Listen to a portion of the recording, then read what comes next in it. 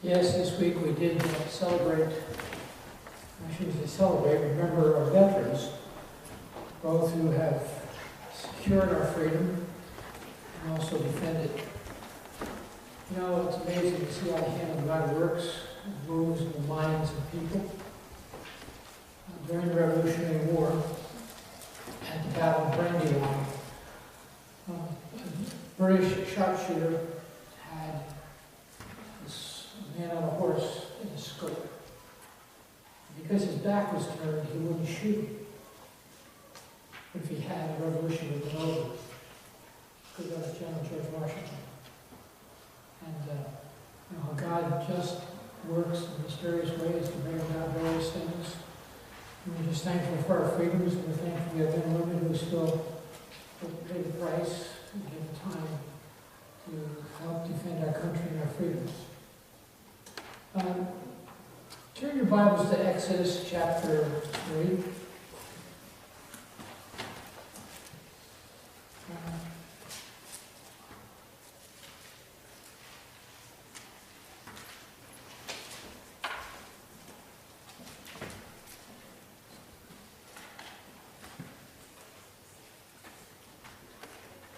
You know, there's principles in God's Word that we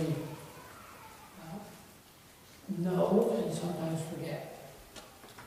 And there's times we need to be reminded of them. So this morning I'm not going to necessarily tell you something new. What I want you to do is to garner 4 specific, simple truths this morning. 4 truths. And these 4 truths will help us because they're timeless and they meet us in tough times. All of us go through difficult times. Some of those are physical problems which we deal with that seem to stay with us throughout our lives. Some of them are physical problems that come for a period of time and then go. Sometimes our tough times have to do with the loss of family members. Sometimes they're financial. Sometimes those tough times have to do with the choices our children make as they get older, and then even our grandchildren. And we find ourselves in difficult times, in difficult circumstances, in many ways. Some of those tough times even have to do with our own personal disappointments. We have expectations that don't get fulfilled. We have expectations for ourselves, for family members, and they just don't get fulfilled. And sometimes our disappointments come in the area of faith. We pray, and nothing seems to happen. And we get the idea that either God doesn't care about us, or He hasn't heard our prayer, or maybe there's something wrong with us and our faith isn't working. But the bottom line we have to understand is that as we go through difficult times, there's 4 basic truths that we need to hold on to. Now the first one is very simple. You're going to say to me, I heard that already this morning, but it's this: God is. Now, this morning in Sunday School we talk about God is, as the ultimate reality, the foundation for our character, which brings about our conduct. This morning, in this service, I want to talk about God is because He's the foundation for that which becomes our hope in the midst of difficult times. As God, the ultimate reality, and the fact that He is, no matter where we are and what our situation in life is, no matter what the direction of life, no matter what our expectations are, it all begins in the fact that God is. And so we need to understand this great truth that God is. It's not that He was. We don't talk about God was. We may talk about George Washington. He was alive. No, God never was. He is. We don't talk about the fact that someday God will be, because He never will be, because He is. And it's important for us to recognize it's important. Without God, there is no reason for us to live. Well, we live, but there's no reason for life, because without God you can't answer the questions. Where did I come from? Why am I here? Where am I going? We have no expectations, there's no future, and as a result, without God, life is but despair, emptiness and meaningless. Because what is there beyond the 60, 70 years that God gives us? What is there beyond that if there is no God?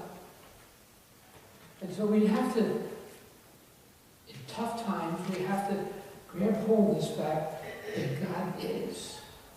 And He has revealed Himself to us. Creation and through Scripture. You know, we have this written word, which is a revelation of God, written down under the control of the Spirit of God. So what God wanted written was written, nothing more, nothing less. And then we have the Spirit of God who helps us understand, illuminates us, so that we can know the Word of God. The world looks at the Word of God and they go like, it doesn't make sense. And if you ever hear somebody quote Scripture, they always quote out of context. You know, they read a verse and take it out of context and say, oh, the Bible's terrible because it says this. Or the Bible's terrible because it says this. And what kind of God is this because it does this? But within the context of who God is and what He's trying to do, everything makes sense. In this third chapter of Exodus, if you go down to verse 14, you will see this great fact of God is being revealed. Moses wants to know what he shall tell the people about God. What am I supposed to tell them? He says, and God said to Moses, I am that I am. That phrase is a phrase which talks about the fact that God is self-existent, that He's eternal, and that He is sovereign. And He wants to convey this message to the people, which are His people, who I'm sure think He has forgotten Him.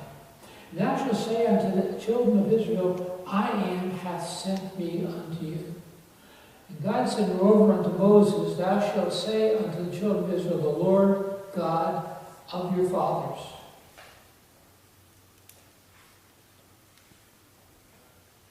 The God of Abraham, God of Isaac, the God of Jacob hath sent me unto you. That is my name forever, and this is my memorial upon all generations. The message is this to a people who for 430 years have been in captivity, 400 years been in captivity, and 430 they were in the land, being servants and slaves under the most difficult times, and all of a sudden God says to them, you go tell them that I am. That there is a God, and the God you heard about by tradition from your fathers and from their fathers is here. And that should be the foundation on which they're going to build their lives in these difficult times. The second thing we understand, and looking back in chapter 2 and verse 23, it came to pass in the process of time when the king of Egypt died, and the children of Israel sighed by reason of the bondage, and they cried, and their cry came up unto God by reason of bondage. And God heard their groanings, and God remembered His covenant with Abraham, with Isaac, and with Jacob. And God looked upon the children of Israel, and God had respect unto them. Chapter 3, verses 7 and 9.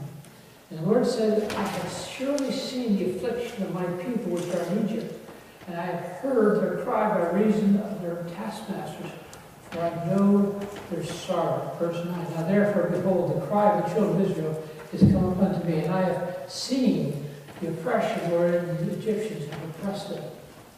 Second timeless truth, God cares. He is eternal, sovereign God, who has created this universe, who is eternal. But He has His people, and He cares for them. He heard their cry, I have come because of their oppression. Now somebody will say, well, it's been 400 years. What took them so long? We'll deal with that later. But the bottom line is He understood what they were going through, and He cares. And so when we get ourselves in difficult times and tough places, and we're not sure what to do or where to go, and we lift our cry unto the Lord, He hears and He cares. But more than that, because He has sent His Son Jesus Christ to die upon the cross of Calvary, and was raised again the third day, and now is seated at the right hand of the Father on high, and acts as our high priest, our intercessor, knowing His God care intellectually, but He also cares emotionally. You say, yeah. We have a great high priest who is touched with the feelings of our infirmities. Jesus, in human flesh, understood our infirmities. He stands by the tomb of Lazarus and He wept. He knows what it means to lose a loved one. He stood upon the cross, and as he hung on the cross, He was beaten. He was exposed to all kinds of inhumanities. He was crowned of thorns. He was nailed there. He was mocked. He understands the feeling of our infirmities. And so this God who cares for us is working in our hearts and our lives and understands our prayer as we bring before Him. You will see that He's being moved by our sufferings. You will see that He is able now to reach out and to minister to us, and we can find comfort. Because we are told in 1 Peter chapter 5, verse 7, casting all our care on Him. What? Because He what? Cares for us. You're not going to a God who is stone-faced and doesn't care. It's not a God sitting on a piece of wood made out of metal or stone or carved out of wood, who when you talk to has no ability to feel or to respond to you. It's not a God who's so calloused and doesn't care what happens to His people. He cares. He cares what happens to every person in this world, because it says in John 3:16, for God so loved the world, that's care, that He sent His only begotten Son, that whosoever believes in Him shall perish, but have everlasting life. He cares about lost people, and He says He's not willing that any should perish. He doesn't wish they would perish. And He said everything He can that people would turn to Him, but if they turn their back upon Him, He also understands that He acts in judgment, and righteous judgment. But He cares, and that's important for us to understand. It gives us courage to face our adversary and our difficulties honestly. It gives us the ability to let God work in our lives and to listen to Him and understand that He is a wise God and He knows what needs to be done. Let me illustrate that from creation. When God created the world, the theological phrase, He created an ex nihilo, which means He created it out of nothing. Nothing is not something, but nothing, no thing. So here you have God, Father, Son, Spirit, in communion, in loving relationship with each other. And you have the angels which He had created before. But even before the creation of the angels, there was nothing.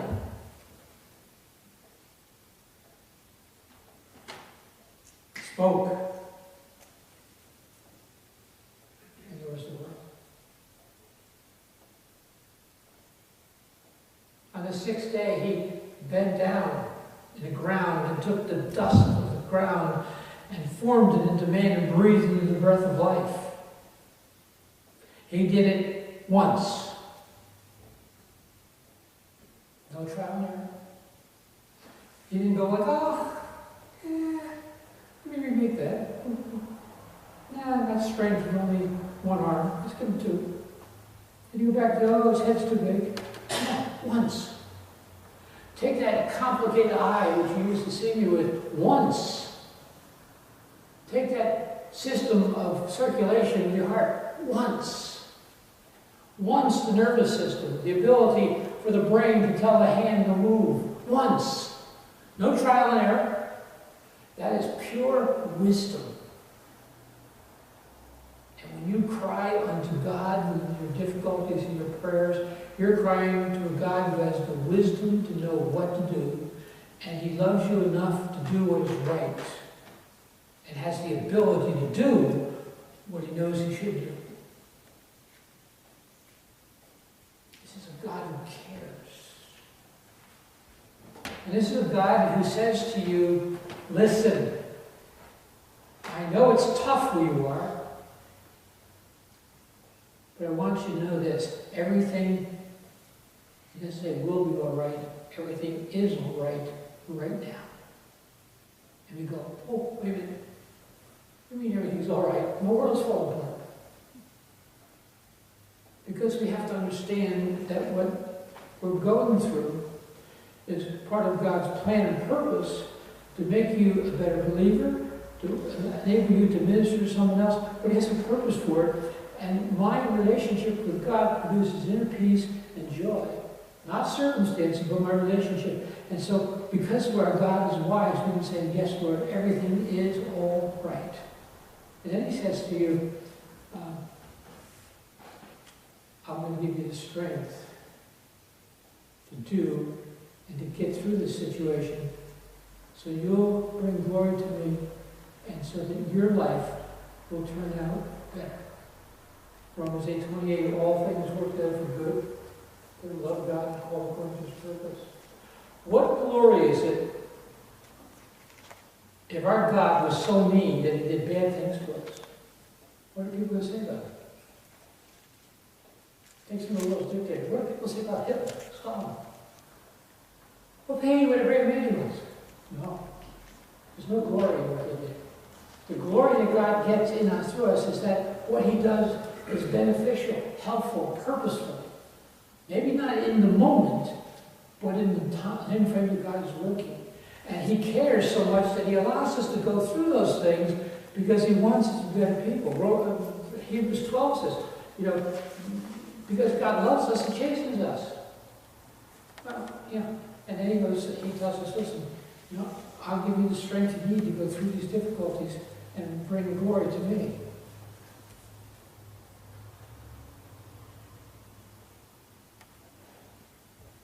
Third timeless truth. God is, God cares, and God is able. There are things that we're called upon to do in life, not necessarily by God, and we can't do it. I was standing over there adjusting my microphone, and I realized it was a little different here than most churches. Most churches, they leave it off till I get up here. It was on. I'm not able to say it. Want to hear me? You'll all leave. So if I was called upon to come up here and lead the service, we would do it this way. Hymn number 36. I can't do that. I would say, piano player, you be the leader. Follow the piano. Because I can't sing. So, if you asked me to, I couldn't do it. But if God was sitting there and you asked him to do it, no big deal. He could do it. But no matter what it is, he can do it. He's able. Let me give you an illustration. I'm not going to ask you to raise your hands, but I'm sure all of you have some kind of cares or problems you're facing, some difficulties you're going through. That's life. Now, we're going to clear this table off this morning. We're going to put everything on the side, and I'm going to go out and hand you slips of paper. I'm going to say to you, now here's what I want you to do. I want you to write down all your troubles on that slip of paper. One trouble, one page. Bring them up here and put them here. And we go, wow, that's an awful lot. Well, I'm not done yet. Now I want you to write down all your family's troubles. Kids, grandkids, sisters, brothers, aunts, uncles. Put them here. Now, pals, get there yet. Then I'm going to ask you to do something really, really hard. I'm going to ask you to write down the troubles of all 6 billion people in this world. Now, I know you can't do that, but suppose you could. How high do you think that pile would be? Insurmountable from the human point of view. If all 6 billion people ask God to deal with every one of those requests, which is much more than 6 billion. He is able to do it. Now, you pray and you get up and say, well, nothing's changed. What's going on here? Lord, I prayed, and that preacher said you cared for me, and you're able to do it, but nothing's changed. Well, I'll tell you why nothing changes, because God has a plan and purpose. We have to recognize that plan and purpose also has time involved in it. Go with me back to Genesis chapter 15.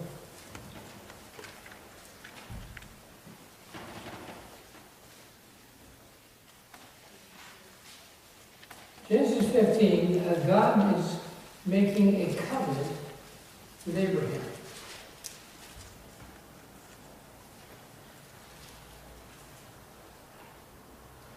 And after the covenant, verse 13, he says to Abraham, now listen to what he says, because this is important.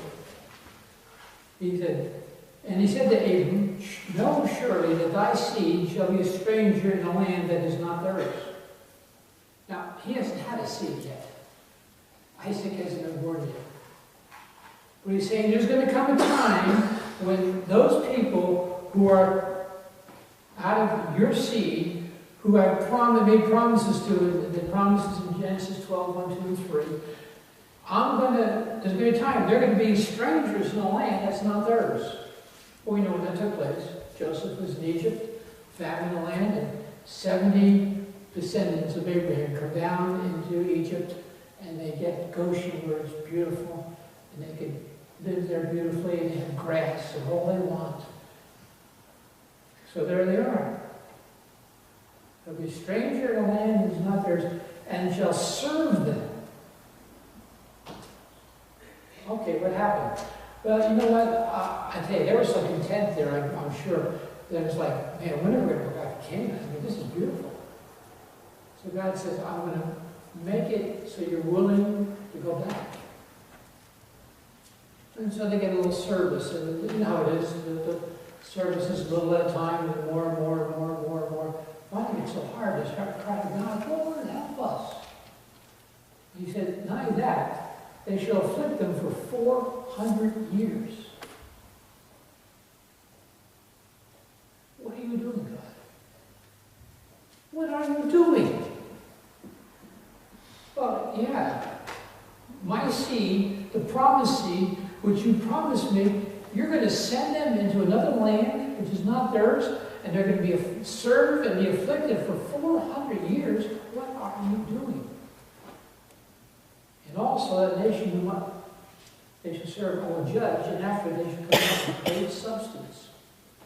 We know what happens. We're not going to go through the whole story, but when the Israelites had the Egyptians said, here, take the gold, take our stuff, come, get out of here. Why? Because God brought judgment in the 10th plague. And thou shalt go to thy fathers in peace, and thou shalt be buried in good old age. From the 4th generation they shall come out hither, for the iniquity of the Amorites is not yet full. Oh, wait a minute.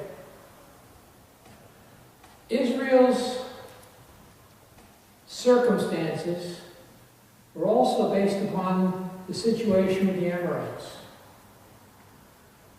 So God says, Israel, 400 years, you're going to be down here, 400 years to suffer. But also, there's these Amorites and all the tribes that were with them, Jebusites, the Canaanites, and all these tribes. And their iniquity is not yet full. So I'm not ready to judge them. So we're going to let them run their course until their iniquity is beyond belief. They can't get any worse. And they get to the place with animal, child sacrifice, human sacrifice. And then I'm going to bring your people out of the land, and I'm going to use them to judge that nation. Twofold purpose.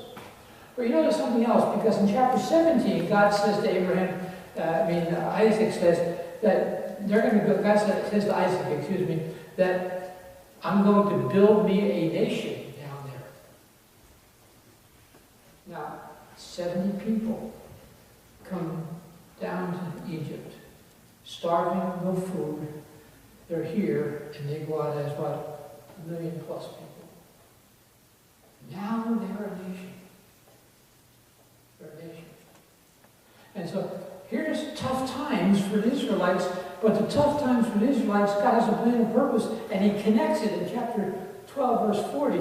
He connects it with the coming of the judgment that needs to be poured upon Israel, upon the Amorites. So here's God working with his people one plan. Here he's working with these sinful nations another plan. And he brings them together and he accomplishes his great purpose. And that's what happens in our lives sometimes. Because when you're going through difficulties, in order for your difficulties to come in, God may be doing something over here that he's going to bring somebody into your path who's going to be ready to hear the gospel. Now that person may cross your path 6 months before, 6 days before, or 6 weeks before, and not be ready. Because their situation has not been in place where they're to the point of no return. And if you notice in Scripture, many times people turn to God only when there's no place else to go. They've tried again. And so here's God who is able, but you have to understand that in his ability, he is working on a different time schedule than you and I work on.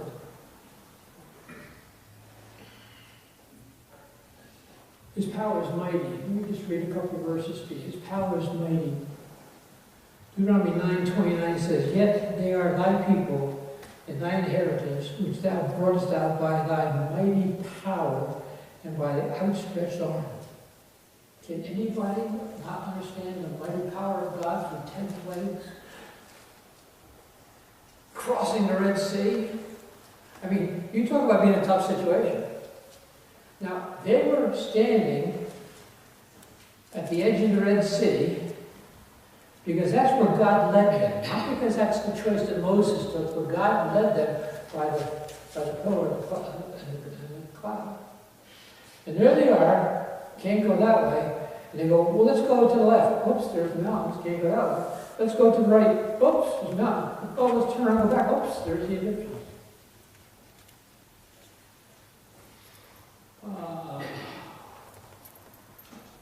What a situation. Great God's power is mighty power. It's demonstrated. It tells Moses to hold on to the rod. Not Moses' rod, it's the rod of God. Hold it out. Separates the Red Sea, they go through, the Egyptians come and they're gone. It's mighty power. Philippians 3:1 says, "Who will transform our lowly body that may be conformed to his glorious body according to the working by which he is able to subdue all things to himself." His invincible power. Nothing is going to stop him from doing it. When God said to you that he's going to give us a glorious body in heaven, it's going to happen. And if that body is in the grave for 500 years and there's nothing but bone, it's still going to happen. And if that body has been cremated and all turned to ashes and spread, it's still going to happen. If it has gone into the depths of the sea and has been devoured by the sea life, it's still going to happen. God is going to give us exactly what he said. He will give us a grand and glorious body, and nothing, absolutely nothing, will keep it from happening. Because God is truth this morning. Now we're talking about the hope which we have as a result. It's a holy power. It's a power that repudiates unrighteousness and does only that which is just and right. God cannot do anything that's not just and right in your life, because if he did, it would be unholy, unrighteous, and God's not holy. It's a power that is acted on and demonstrated and carried out because of character of the person doing it, and therefore he will only do that which is right and good. Whereas you have a Hitler or a Stalin who in their lives carried out power, but it was a power that came out of their evil designs, and it was everything designed for that which is evil. That's not God. God's power is such that his holy, what he will do is righteous. It's a gracious power. We do nothing to earn it. It's a power that's ours because of the resurrection. Paul talks about Jesus Christ being crucified, buried, and risen again on the third day. The mighty power of God brings the body of Jesus Christ alive, not for temporary, but forever. And so too shall be ours. It's a gracious power which is given to us, not because of merit, but because of our relationship with Jesus Christ. It's a glorious power, that you might walk worthy of the Lord unto all pleasing, being fruitful in every good work and increasing in the knowledge of God, strengthened with all might, according to his glorious power, unto all patience and long-suffering and joyfulness. In other words, God's power is glorious when it demonstrates in us the beauty of Christ-likeness. You see, the power of God. He's able. When he says to you, I will do this, it's not a false promise. If one of you came to me this morning and said, you know, I need some money. I said, how much? He said, well, I need $5,000. But I can't pay it back. Can you give it to me? I can't say yes. Because I don't have $5,000 in checking account. But I can say, oh yeah, I'll do that. And go home and I'll send you a check. And you're going to sit there, hope upon hope, that I'm going to send you that check and you're going to be disappointed. Because I can make promises I can't keep. But God can't do that. He has the power to do that. And that power is inherent in who he is, and is demonstrated to us because of the words of Genesis 1:1. In the beginning, God created. He spoke. It was. Power. And it's important for us to recognize this great truth. God is, God cares, God is able. And so we have to make that practical before we move on. What does that say about our petty requests? Our feeble anticipations? Will we pray as individuals, or we pray corporately? Why is it when we pray, we only pray for physical things most of the time? If you go to prayer meeting, listen to the prayer, and this is not this church. Every church you go to a prayer meeting, you hear pray for Aunt Susie's this, and Jim's this, and that. And how often do we pray for salvation of individuals? How often do we pray for God's work in the missionaries' lives and protect them in difficult times? How often do we pray for the larger, the eternal things? Because you can pray for my body all you want, but one day your prayers are not going to be answered because it's going to stop. But you need to pray for my soul and my spirit, because it needs to be where God wants it, where it needs to be right with God, because when I die, he's going to continue, and I'm going to face the consequence. Either heaven or hell. Your neighbor, your friend, family member, that's what putting on sticks is all about. Keep the fire going. Because you need to recognize that it's not us that changes people's lives. It is the power of God that changes their lives. And when a Christian is saved and gets caught up in the power of sinful actions, we can't break that, but God's power can. And we need to be praying that God will set them free, and that they will come to the place where they need to realize that they can't break it, and they need to trust in the power of God. A demonstration of that, the text, I don't remember, it's in Corinthians, 1 Corinthians 6 or 2 Corinthians 6. Paul talks about all these sinful things, and he says, but which were some of you? He didn't say, oh, you're saved, but you're still this. No. Which were? I've delivered you from it. I've broken the power of sin over you, and it's gone because you trusted in me, and you've obeyed me, and you've walked in it. Power of God. And it should encourage us to raise our expectations. It may come to a moment in time that as a church, you're going to start to be discouraged because you have to have a pastor. I said it may come to that. I preach in churches and I'm pastors. That's normally what happens. I pastored a church as an interim for 3.5 years before they got back to me. And sort of expectations go like, oh, here comes another God, possible candidate. It's not going to work out. No. Praying for God to we had a mantra we used to use, and it says, God's man, God's time, God's way. God's man, God's time, God's way. And I think it's important for us, we pray for that constantly. Our expectations were, we don't want just anybody, we want God's man. Sometimes when the church gets to the place where they haven't had a pastor here and they have to, oh, he's a good kid, grab him. He'll do it. And find out it wasn't God's man, and problems come. God challenges us to prove Him in prayer. He said we have three timeless truths. God is, God cares, God is able. And this one is very obvious, but I think you should get it. Tough times don't last forever. Turn your Bibles to 1 Peter, chapter 6. 1 Peter, chapter 6.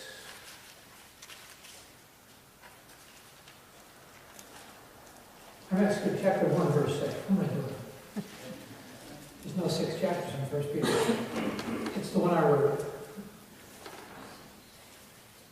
Wherein you greatly rejoice, though now for a season, if need be, you're in heaviness through manifold temptations, that the trial of your faith be much more precious than of gold that perisheth, though it be tried with fire, that it might be found in praise, honor, and glory at the appearing of Jesus Christ.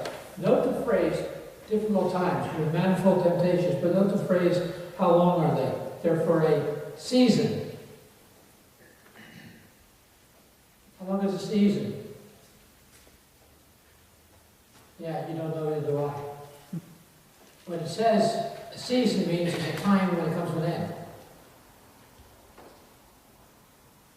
2 Corinthians, we will turn to 2 Corinthians 4:17. He says, but for a moment. How long is a moment? The reason God doesn't put a time frame on it is because that would discourage us. Suppose, you're 21 years old and you come down with a physical problem or a problem situation. You go to God and say, God, how long is it going to last? Well, it's going to last 41 years, 10 months, and 3 days. What's your first reaction? I can't handle that. So God says to you, it's going to be for a moment, for a season. And what He's saying to you, just walk with me day by day by day. But there's going to come a time when it will end. You say, but Pastor, I'm 72 years old and my problem's been with me for 70 years. It's going to come to an end. The moment your body is laid in the grave, it is gone. And you'll spend eternity without that problem.